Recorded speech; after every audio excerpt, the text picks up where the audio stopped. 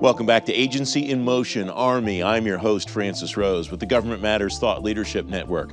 For almost 2 decades, the Defense Department's been using the Common Access Card for its multi-factor authentication. But with an increasingly mobile workforce, organizations are looking for alternatives to the CAC. Jeff Phillips is Vice President of Public Sector at Yubico. Jeff, welcome. Thanks for coming on. We just heard General Easley say a few moments ago the Army is in the process of determining what replaces the CAC or what augments, accentuates the CAC. What are the elements that a military enterprise like the Army should think about regarding whatever comes next or whatever augments what they have now? Well, they will always have to deal with the fact that they have legacy in CAC. And because of the dependency of the crypto that's needed for the assurance levels, that one are policy, two, just the best cyber hygiene you could think of.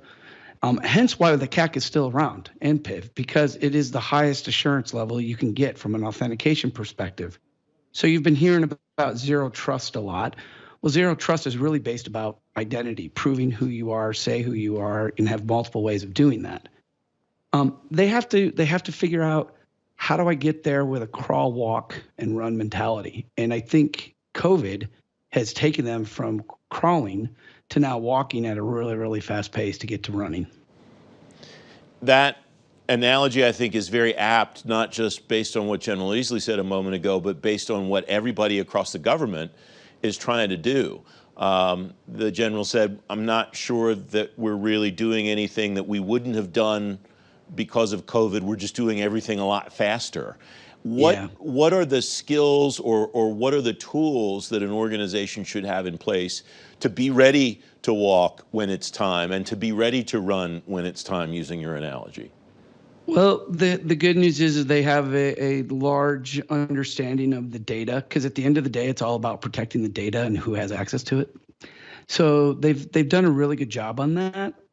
They have username, password on too many systems that they still need to get modernized, and I believe that they should bypass a CAC enablement side of that, or a smart card, and go to what's FIDO or FIDO2 WebAuthn, which is the latest version of that protocol stack, which is actually the equivalency of crypto from a PKI smart card world that is now cloud-based oriented.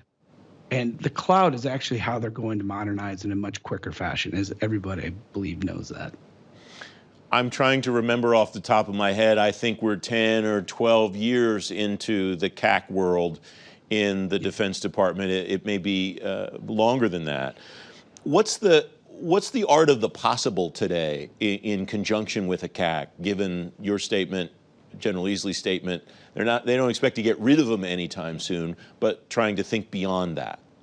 Yeah, the logic of how do I get everybody up into the cloud is what they've all been struggling with, and figuring out what are all the contingencies or all the things needed to be connected. And so then everybody ran into this explosion of mobility. And then COVID only made mobility that much more important. And mobility, in my definition, isn't just, people being not in an office, but it's being able to access data systems via whatever device or endpoint is required. CAC is designed for workstations and or laptop computers. That's what it was clearly designed for, and it does a fantastic job on it. It wasn't designed for this thing everybody has, which is called a mobile phone. It wasn't designed for an iPad or just a pad technology as well. Now, can CAC do that? Yes, but it requires an additional component to it, which adds additional cost. It's just unnecessary, and then it doesn't make it very mobile.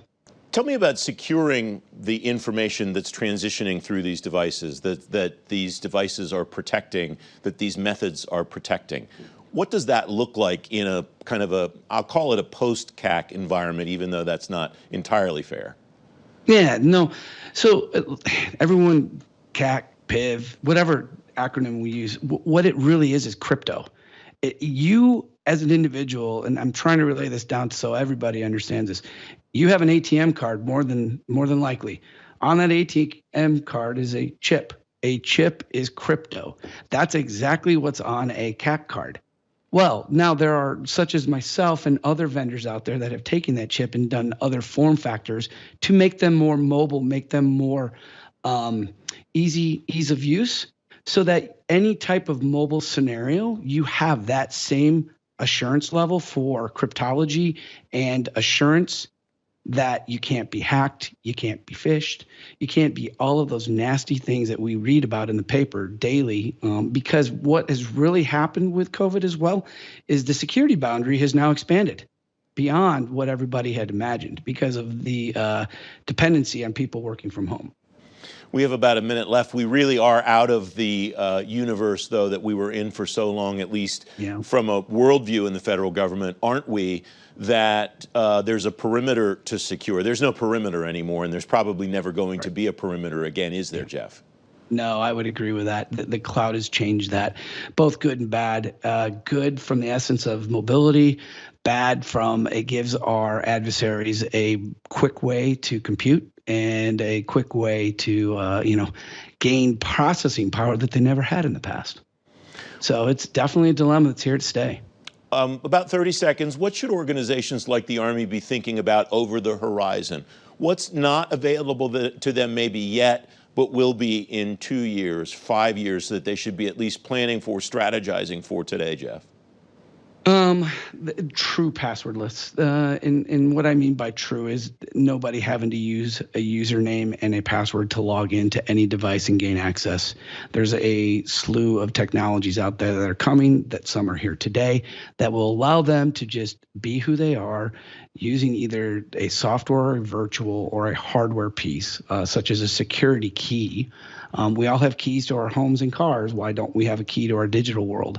And those are coming, and some of them are already here today.